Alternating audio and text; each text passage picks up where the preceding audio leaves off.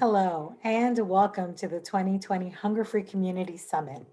I'm Minerva Delgado from the Alliance to End Hunger, and I'm thrilled to greet you and grateful that you've taken time to join us today and tomorrow. The Alliance to End Hunger is a national nonprofit organization whose mission is to engage diverse institutions to build the public and political will to end hunger at home and abroad. We do this through our membership of 100 national nonprofits, faith based organizations, corporations, universities, foundations, international organizations, and individuals.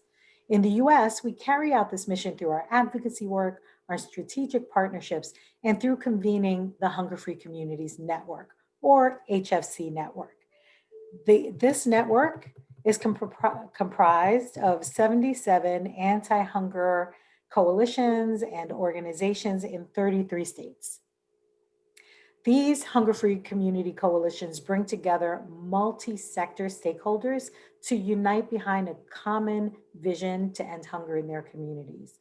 The Alliance supports them by promoting advocacy, sharing best practices, and building capacity through tools, resources, communications, and gatherings like this one.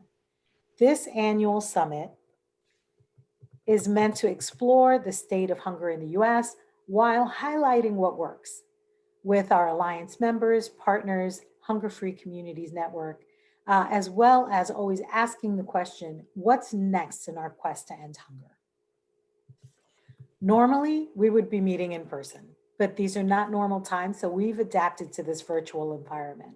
While nothing replaces the ability to meet old friends and make new contacts in person, we believe this virtual summit retains the best of the past events, a high level focus on the state of food security in the US, this time through the lens of COVID, enlightening and inspirational speakers who will share information, best practices, and tools for you to apply in your communities back home. And everything will be recorded and live on our website, so you can catch it later if you miss any of the breakout sessions live. Of course, organizing an event like this takes a lot of time and effort, and we could not do this summit and bring it to you for free this year without our sponsors, many of whom support our programming all year long. So I'd like to express our gratitude to General Mills, Share Our Strength, Feeding America, Islamic Relief USA, Bread for the World, Congressional Hunger Center, and Ecovia Solutions. I encourage you to get to know all our sponsors. They each have a profile you can find in the summit agenda. We have an exciting program planned for you. From our keynote speakers, Senator John Boozman, Senator Debbie Stabenow, Lillian Singh of Prosperity Now, and Graham Christensen, farmer and environmentalist, to all of our plenary sessions examining how various Alliance stakeholders have responded to COVID, from our lived experience experts to our hunger free community groups to corporations to national organizations. We will have over 20 breakout sessions on a wide range of interesting topics. We've included pre-recorded bonus material, which includes some basics on the Hunger Free Communities Initiative for those of you who are new, as well as a pre-recorded workshop from our friends at the SDG2 Advocacy Hub based in Australia, and they're talking about the Chef's Manifesto. We will have a networking session to wrap up today, and we'll wrap up tomorrow by hearing from the new leadership of a number of national anti-hunger organizations, including our own. At this point, I am very happy to have the pleasure to introduce my colleagues at the Alliance. Tony Hall is Executive Director Emeritus of the Alliance to End Hunger. Before that, he was the United States Ambassador to United Nations Agencies for Food and Agriculture from 2002 to 2005. Prior to that, he was a member of Congress, serving the 3rd District of Ohio for almost 24 years. I encourage you to watch Tony's inspirational TED Talk, which can be found in the Summit pre-recorded bonus materials. Also with us is our new Executive Director, Eric Mitchell. Eric returns to anti-hunger work after a stint at Adtalem. He was previously the Government Relations Director at Bread for the World, where he led the organization's legislative agenda. He has been named a top lobbyist for 5 years in a row by the Hill newspaper. Eric, over to you. Thank you for the introduction, Minerva. Good afternoon, everyone, and welcome. Before I begin, I want to thank all of you for joining us today and for your tireless commitment to fighting hunger in our communities. This year is unique in many ways. Not only is this our first virtual Hunger-Free Community Summit, but it's also our largest, with over 800 registered participants representing 38 states, Washington, D.C., and Puerto Rico. As you can imagine, your being here with us is timely.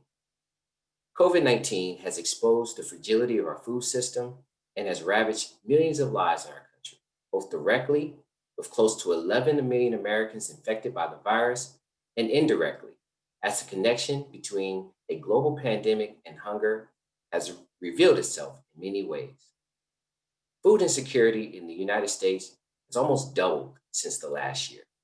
In fact, according to a recent household pulse survey, nearly 24 million adults, that's almost 11% of all the adults in this country, reported that their households sometimes or often didn't have enough food to eat in the last week.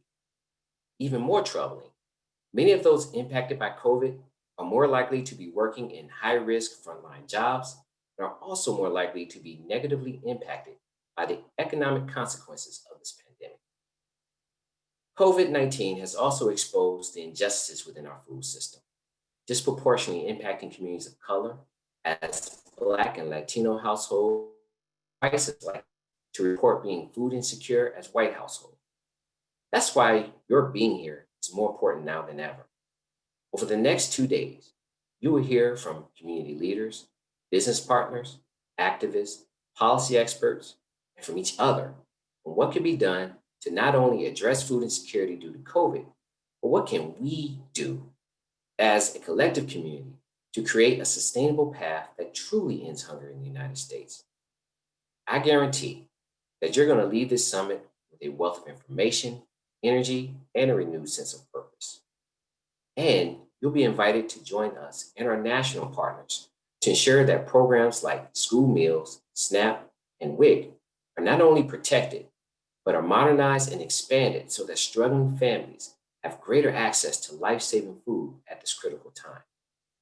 If 2020 has taught us anything, it has reminded us that a unified voice can not only change policies, but it also can change hearts and minds. Thank you for joining us in this movement. And thank you for all that you do in creating the public and political will to end hunger in your communities.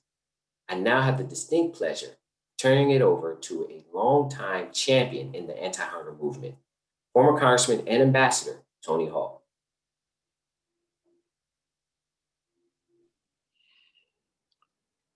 Eric, thank you. And first of all, let me once again welcome Eric to the Alliance to End Hunger. We kind of really threw him into the deep end for his first couple of weeks, but he has been swimming through it very well. And we are very excited to have him take the helm of the Alliance. And I'm excited to see where the Alliance goes from here with his leadership and his tremendous background. I also want to thank everyone for joining us for this wonderful summit.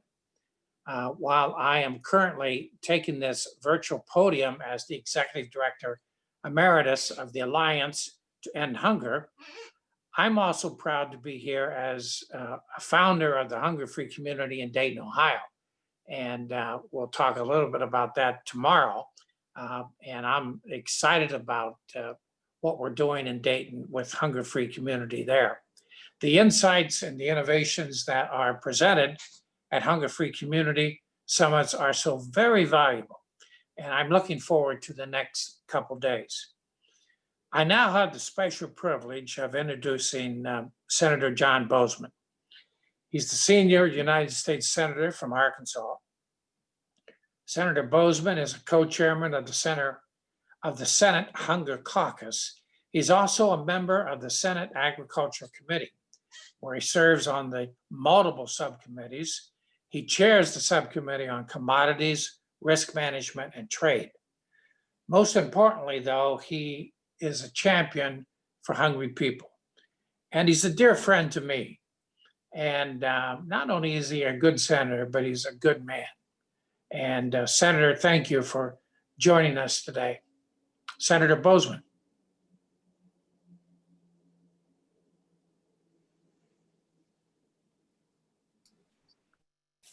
Thank you, Tony, so much. And the reality is I'm a disciple of Tony Hall. He's been such a great mentor and somebody that we all have, those of us that have had the opportunity either to work with him directly or just be around in so many different ways, admire. I appreciate, it's one thing to say these things, it's another thing to actually get out and do them.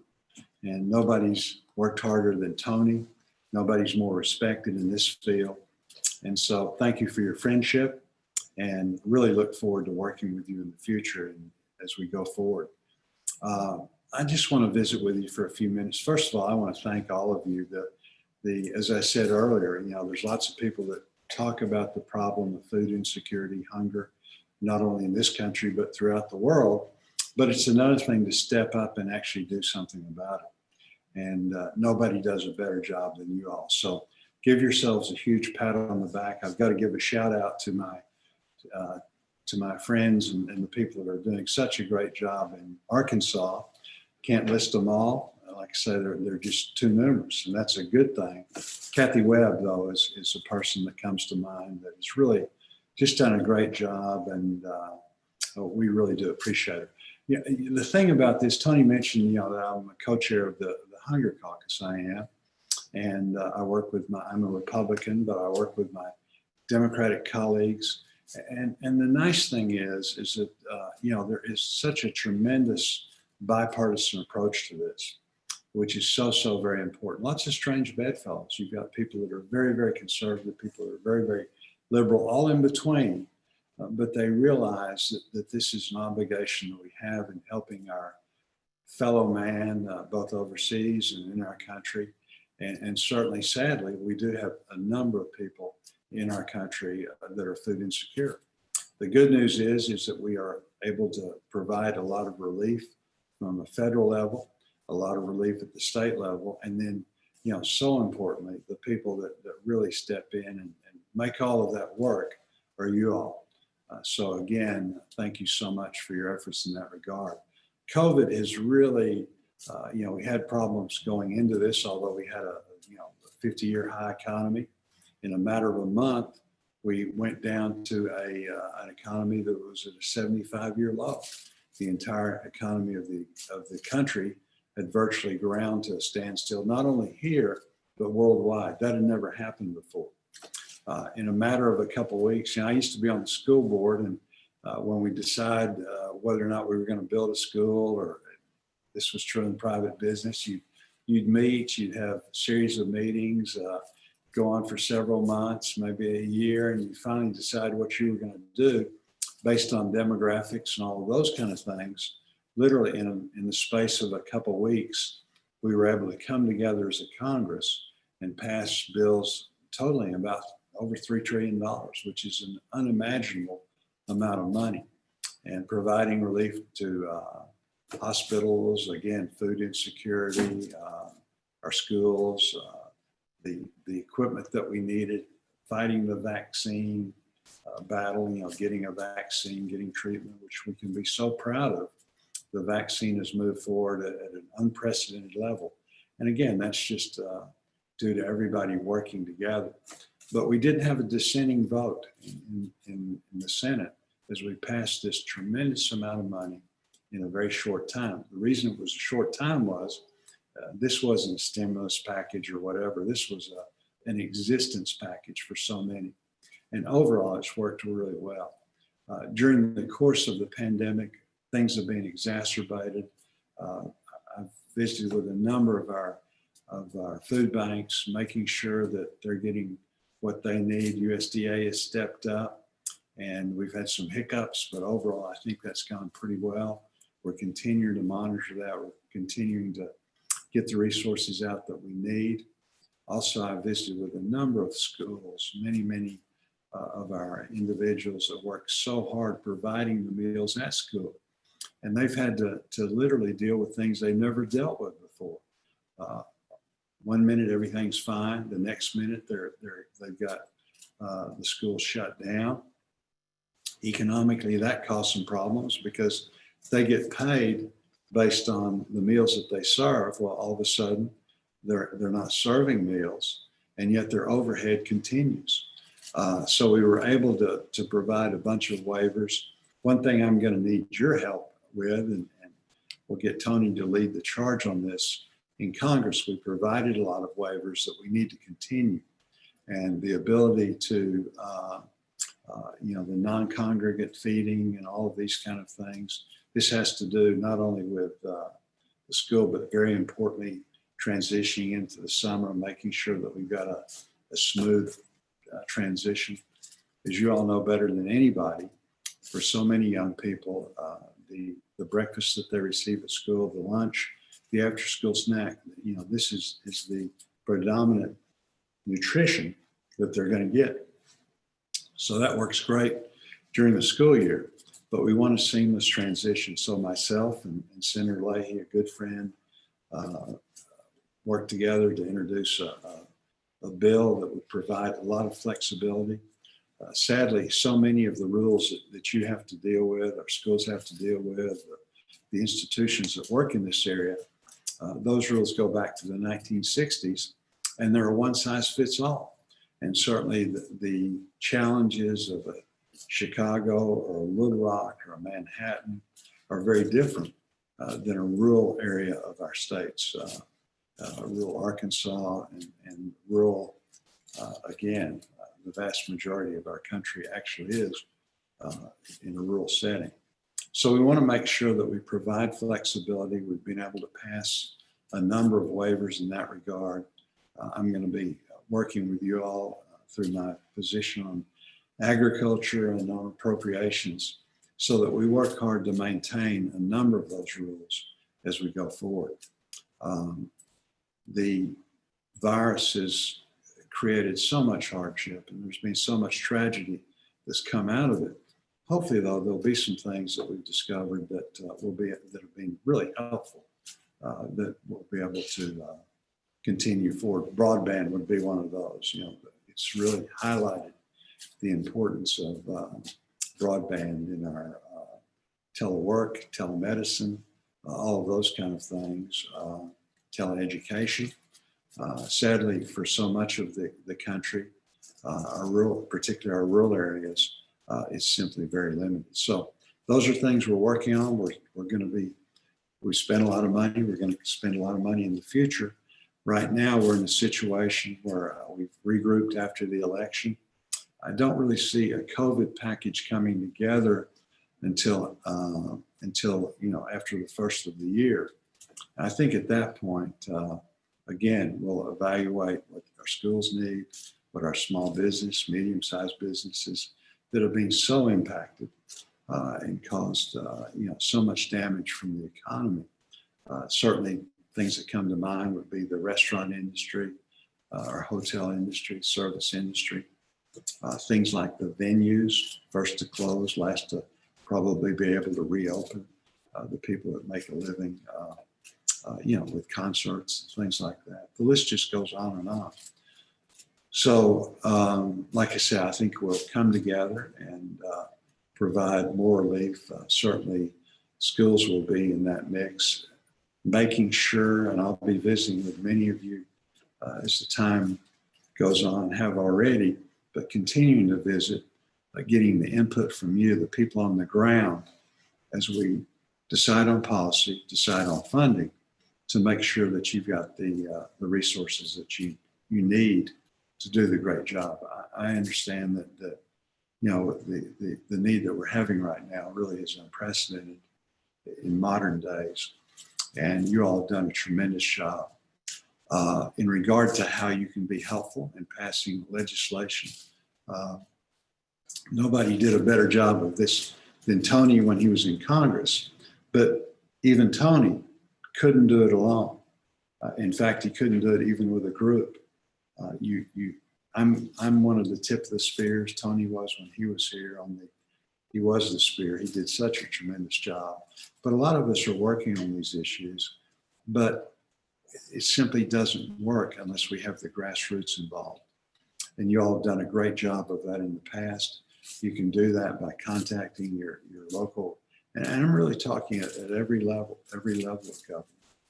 The local government has a responsibility, as does the state and the federal government. But contacting those people, I get lots of emails, lots of calls. But when you take the time, whether it's an email or a call or whatever, to actually personalize that and just say, this is what's going on. This is why we need, that gives us the ability to take those stories as we fight the battle. So we appreciate you all. We appreciate your leadership and really look forward to working with you in the future and see if we can continue to make headway in such a noble way in helping those that are less fortunate, that desperately need some help. So thank you for your efforts in that regard. Appreciate it. Thanks, Tony. Thank you, Senator Boozman. Thank you for joining us today. And thank you for your leadership every day on nutrition and food issues in Congress. We certainly appreciate you. Likewise, thank you for the great job that you do in keeping us in shape. And I tell people that the way that you can help us is just let us know what's going on. Let us know what you need. You all are not bashful all in that regard, which is a great thing. No, we'll continue. Thank you so much. We do appreciate it. Thank you.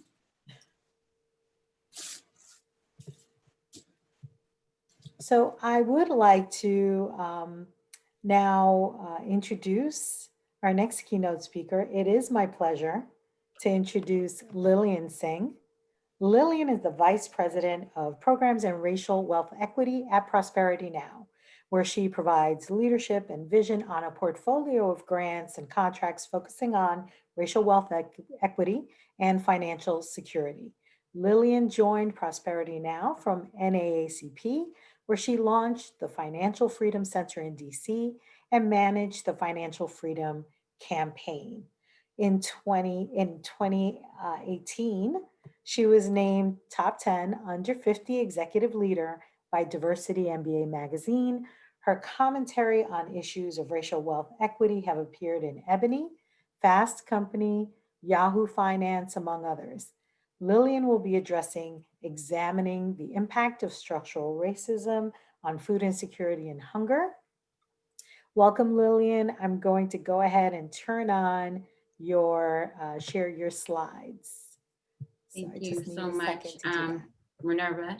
Many of you have had the opportunity to work with Minerva personally, as you guys are a part of this network. So you would agree that her grace and her stewardship is just simply incredible. And I want to thank Mr. Tony Hall for the work that you've done, and your new executive director, Mr. Eric Mitchell. I look forward to being able to definitely meet you and continue to support the work that you guys are doing. So as you just heard, I would like to talk to you today about examining the impact of structural racism on food insecurity and hunger.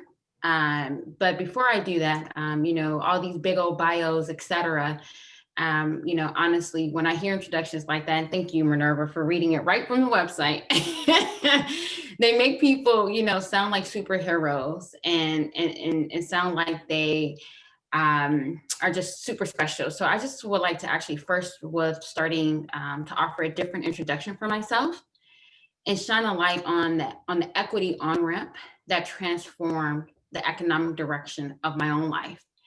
And before I do that, I would like to define structural racism because that's the point at the top today. And I want us to make sure that we're having the same definition as I'm speaking and sharing. So I define structural racism, or we refer to structural racism, as manifesting itself across institutions, systems, and the whole society. It refers to the interplay among public policy, laws, practices, and cultural norms that result in racial inequities within society. The course of my life changed for me at the age of 12 upon acceptance into the USC, University of Southern California Pre-College Enrichment Academy. This program worked to address structural inequalities in the educational system for low-income, low-wealth Black and Latinx students. This public-private venture sought to undergird us scholars, as they called us, with the best teachers, after-school tutoring, Saturday Academy, family financial supportive services and resources, and perhaps the most valuable of all, the ability to truly reimagine a different future for ourselves. The guarantee after participating in this program for 6 years, starting in grade 6 to grade 12, was a 4.5-year scholarship, full ride to USC. This opportunity was a game changer because even though I was raised by an exceptional working class single mother in South Central Los Angeles, she earned roughly only about $25,000 a year annually. And this was with her finding her way through community college. Next slide, Minerva. So that was just a picture of just me and my mom and me just kind of explaining that she worked 2 full-time jobs at one point and still was only able to earn $25,000 a year. And as I mentioned, I grew up in South Central Los Angeles, and South Central Los Angeles was a distressed community. And I will learn just how distressed this community was during my undergraduate studies at Stanford. While studying urban planning at Stanford, I quickly understood that South Central Los Angeles, like so many other distressed communities, is largely born from a half-century of disinvestment and isolation created by discriminatory policies and practices. You can move to the next slide. That effectively cut off and steered away and withheld public-private investment from these areas. I lived and witnessed and experienced the darkness of gang violence, the crack epidemic, the over-policing of my neighborhood. And I couldn't really name it. But what I was clear about is that there was, something about the social unrest of the 1992 LA riots that was really beyond just policing and the weaponizing and the abuse that Rodney King experienced. Next slide. As I continued through my studies, I quickly understood, right, as I think about, where I was as a graduate in the class of 2000 from LA, fast forwarding through Stanford, that us scholars, right, because of this incredible opportunity that we had, we now are attorneys, we're school principals, we're doctors, we're marketing executives, we're scientists, we're politicians. And to be clear, we define generational cycles of poverty as a direct byproduct of this long-term strategic investment in our educations. Because see, this is the deal. The designers and the developers of the academy, AKA power brokers, aim to dismantle structural racism in education. The program designers were clear that the public sector, right, even though they were working hard, was frankly failing us. And they aim to achieve justice through targeted investments and intentional approaches that work to dismantle structural barriers and substantially expand opportunities for us scholars. And while I'm grateful for the life-altering implementation, I remind people that I am not a Black unicorn and that a person of color should not have to have a special hall pass or a special program in order to have a fair shot at building a financially stable life for themselves. If you move to the next slide, what we see here, right, is that in the US, our approach to doing good, or what we call charity, has actually hindered us from making real progress. We're educating the world on how many people are food insecure. There are television commercials, there are billboards, there are massive donations. The engagement of some of the biggest celebrities are in the fight, standing with us. But the ever-present reality is that even with all of this work, millions of people are still going hungry. And we can do better. I believe that we can. Globally, 821 million people are hungry. We heard our senator talk about, hunger here in the US. The outcome of hunger, insecurity, is racially predictable. And I want us to make sure that we focus on that. Because even though over the last several decades, a lot of smart people, well-resourced people, some of you, me included, we've been trying to figure out how we actually eradicate, mediate this hunger gap, like the poverty challenges that we're facing. So we attend a lot of conferences. Organizers are invited to speak to you today, including myself. And we keep on going through these challenges. And the truth, right, is, we're tired of actually just talking about the data. So today, what I hope to be able to challenge us with is how do we actually move beyond the rhetoric and think about some of the root causes to why people find themselves hungry in the first place. According to the Hunger Gap Network, a network of organizations and individuals working to expand hunger relief efforts beyond food distribution, I'm sure many of you are part of this network today. What we know is racial injustice and privilege are at the root of economic injustice. Economic injustice is the root cause of hunger. The only way to end hunger is to end racial injustice. And see, we are just 8 days away from Thanksgiving, a day where many of us have cooked and organized food drives, and this year will likely be no different, right? I grew up in a Lutheran church, and every year we passed out food, and every year we actually served meals. And I actually still contribute to my home church to fund our food bank. But see, I know that I can do better. And I was actually reminded of this over the weekend. You can go to the next slide, Minerva. I read about an enormous food drive in North Dallas, where thousands of Texans waited in line at drive-through food banks in hope of getting one of the 7,000 frozen turkeys ahead of the holiday. Some waited in line for as long as 12 hours, camping outside in the cars overnight to ensure they didn't drive home empty-handed. One resident shared, Samantha Woods, that she sees the blessings coming to us all because we are all struggling. And I appreciate North Texas for helping us out. Another resident shared, Cynthia Cutler, that she's been out of work actually since December and she can't find a job. And they had cut her unemployment, which is a big deal.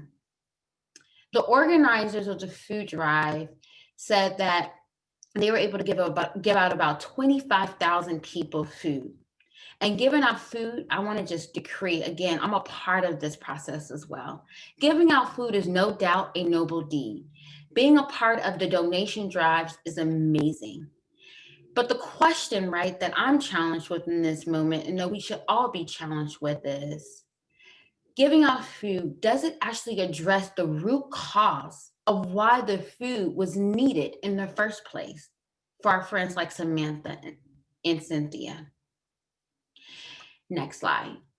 So one of the things that we want to just really focus on is food insecurity is more correlated with one's race than their work ethic. And I know there's rhetoric out there that if folks just worked a little harder, then they'll have a different outcome for themselves.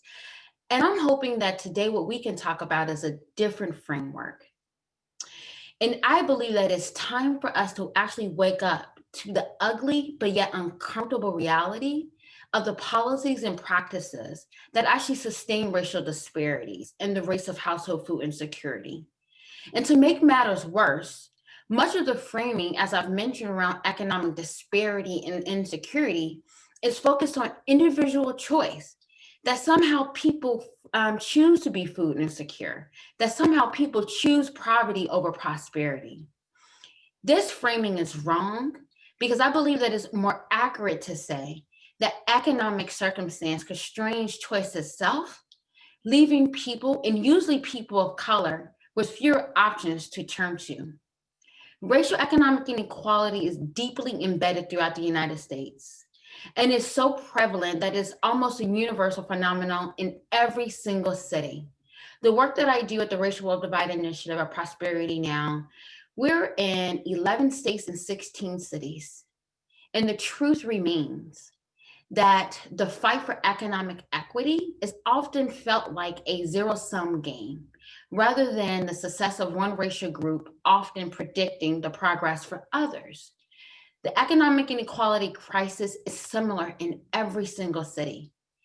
So are all these people of color doing something wrong? I like to offer that that's actually not the case. The higher rates of food insecurity and poverty and the racial wealth gap are actually the direct result of systemic racial and gender discrimination in virtually every aspect of American life. And although slavery was abolished about 150 years ago, the legacy of oppression has lived through policies that's trapped millions of Black Americans in poverty for generations. And as we look at income, for example, one of the things that we teach about and we try to share is that we believe that there's 4 indicators to economic prosperity. And I'm going to go over them with you. The first one is income. Income is arguably one of the major drivers for wealth generation in America. No income, it truly limits your ability to, frankly, build any type of asset for yourself. High-paying jobs or business ownership often lead to savings and asset accumulation. However, what we know to be the fact is that there are huge disparities between Black and Latino households and white households when it comes to income. White households actually earn a median income of $76,000, while Latino households make $56,000 and Black households only $46,000. I want you to remember this disparity because when we think about the correlation between food insecurity and income, African Americans are more food insecure because of this income disparity. When we think about employment, which is on the next slide, the national unemployment rate prior to COVID-19 was about 3.7%. Across America, we were prospering.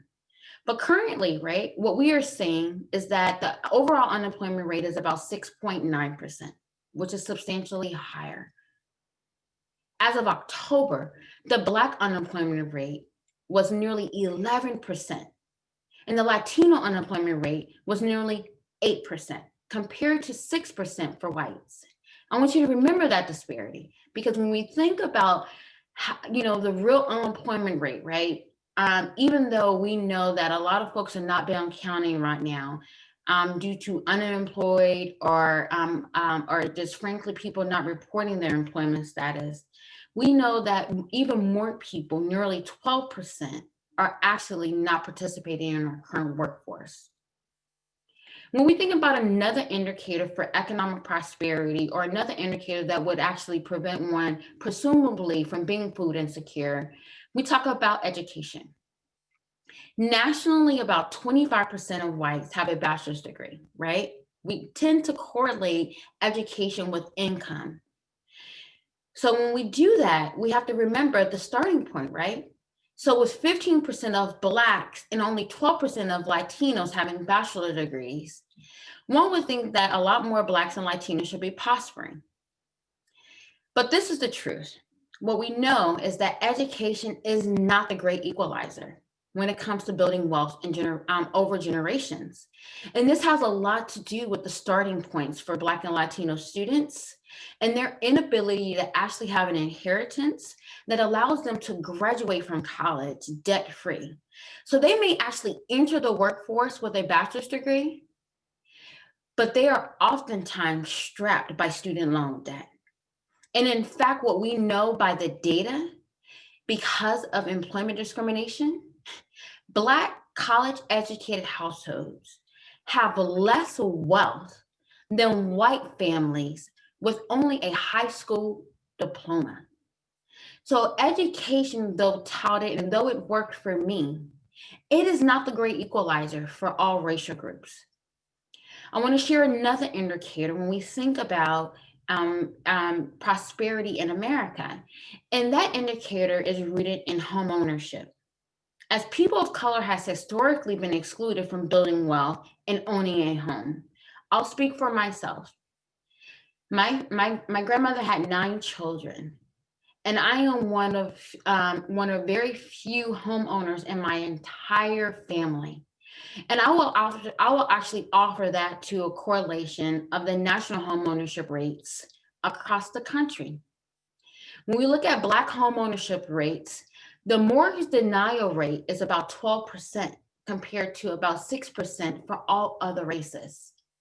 And when we think about home ownership as being a wealth building asset, an asset that you can actually liquidate and or draw down and then also build other assets with, we have to remember that there's discrimination even in buying a home. Even though home ownership is one of the most attainable wealth building strategies in America. Given the pandemic, I also wanted to just share a few statistics around healthcare.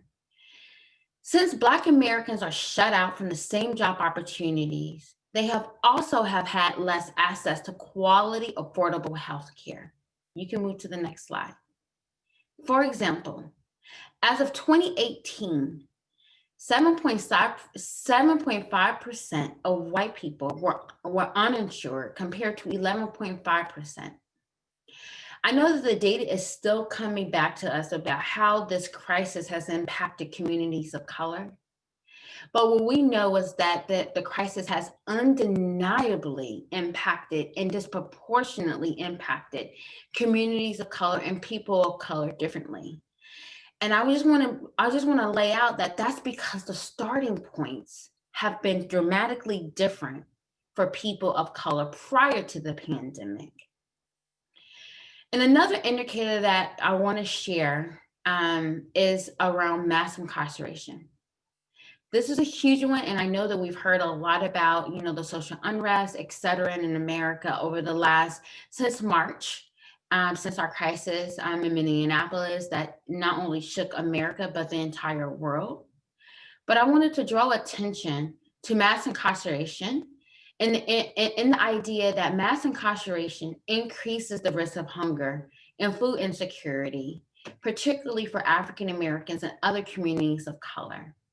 Because African Americans are 5 to 10 times more likely to be incarcerated compared to whites, simply due to the over-policing of our communities. People of color receive sentences that are 20% longer than whites who have been convicted of similar crimes. 65% of prisoners in the US are sentenced to death. 65% of prisoners in the US sentenced to life without parole for nonviolent offenses are Black, which is 4 times the rate for whites. Now, I know that the statistics I just shared are daunting. You can go to the next slide, Minerva. But I wanted to just kind of highlight, and I wanted us to actually sit with that. Because if we're going to actually think about solving for the challenges of hunger and security, we have to also think about the systemic structural challenges and inequities that those same families are faced with. I do this work despite those daunting challenges and despite being overwhelmed by the statistics, because I truly believe that there is hope, and there is hope in us working together to continue to change the narratives. So what can we do? What can we do together? Without emergency food providers, folks like you all who are on the front lines day in and day out, folks like my mom and my church back home, folks like me and my husband who donate to food banks, I believe that we must educate. You can move to the next slide, Minerva. We must educate on the intersectionality of these issues that people are facing, because we have to. It's our responsibility. We must advocate for the policies that would address all the racial inequities that are plaguing our country today. And my favorite, we must agitate and be relentless, right, in our ability to actually address these systemic inequalities. So going on to the next slide, Minerva, some of the things that I want to highlight is we must actually focus on expanding benefits to ensure that people have basic stability. What does this look like, right? And Minerva was sharing with me that the Alliance is already focused on, right? This idea of advocating and advocacy efforts around 15% boost in monthly SNAP benefits during the pandemic for folks. While we're thinking about advocacy benefits, the benefits of advocacies, one of the things that I know that we should also be doing and working on together is thinking about how do we actually boost incomes for folks? Because that is going to be one of the root ways, right? If we're talking about the root causes of inequality, we have to also be focused on how do we actually boost these incomes for families so that they're not dependent on our food banks. They're not dependent on standing in lines for food. Next slide.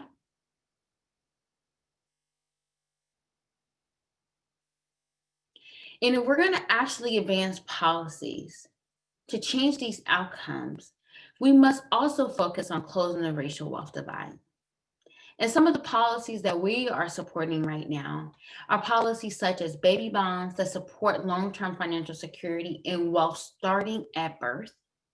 We're also supporting opportunities for minority-owned businesses and community development institutions, particularly African-American led CDFIs, to actually have ownership, right? To be able to drive different opportunities in their communities.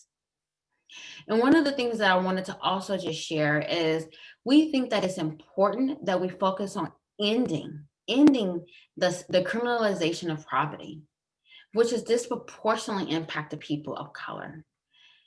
And it is obvious that food insecurity, I hope it's become more obvious that food insecurity really is a racial justice and a racial equity issue. A cycle that has prevented families of color from achieving economic success and is evidenced by the yawning wage and wealth gaps. Hunger, poverty, and racial inequity continue to exist because of the political choices we have made. Fixing this problem is not going to be easy. I've been at this work for about 20 years, and the work in the field has continued to evolve. But I'm staying the course because I believe that we have an extraordinary opportunity in this moment to actually remedy some of the historic injustices that we've seen in the past. And as I close, you can move to the next slide. I want to acknowledge that we've suffered much loss this year. And we've lost a great hero, right? Who I'm sure would have been championing this work and the work of the Alliance and the work that you guys are moving on the ground in the passing of John Lewis. And if you don't know his methods, I encourage you to study his career, because we are going to become a better America where opportunity is not random for people of color. I believe that we have to do that. And I'm speaking directly to those who sit in seats of power and authority and who have an ability to make decisions about the future of other people. John Lewis reminds us, if you see something that is not right, not fair, not just, you have a moral obligation to do something about it.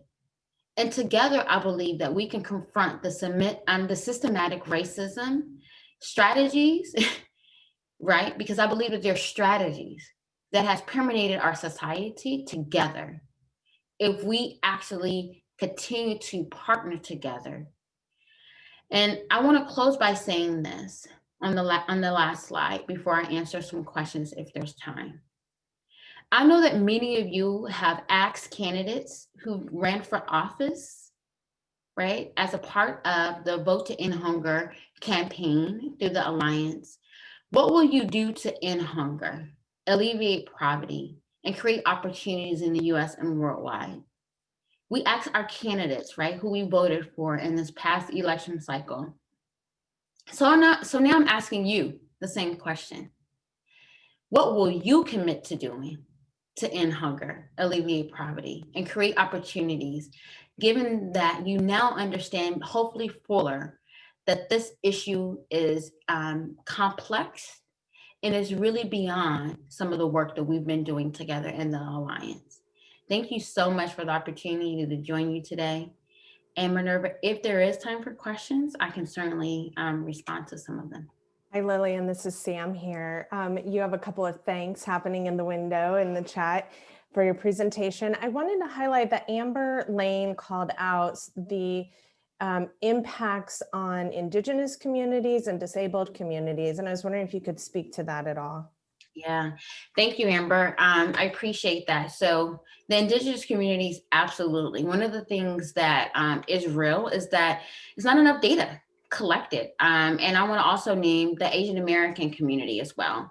One of the things that our work has focused on this year is being really intentional about actually working in communities such in states and communities such as Minneapolis and Seattle, where the Indigenous communities are ever present, so that we can begin to further elevate their voices, but also the struggles that they are facing. Indigenous community has been disproportionately impacted across all of these indicators. And disproportionately, even likely more so than even the African American community during this pandemic.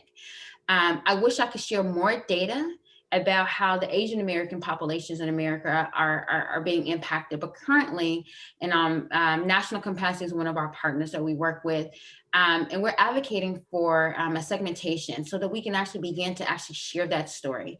When you speak about the disability community, certainly again, that is certainly a population that is often overlooked, right? When we think about these wealth building strategies, but what we know to be true is that the disability community is greatly impacted just the same, and not enough advocacy efforts, right? And not enough advocacy through the form of research is done to really be able to share those stories and to capture information in a way to be able to actually further advocate even on Federal Hill. So I appreciate that question, and it is not lost on me that a lot of my data actually share comparisons between Latinos, African Americans, and whites, and that's just because of the data sources that are available.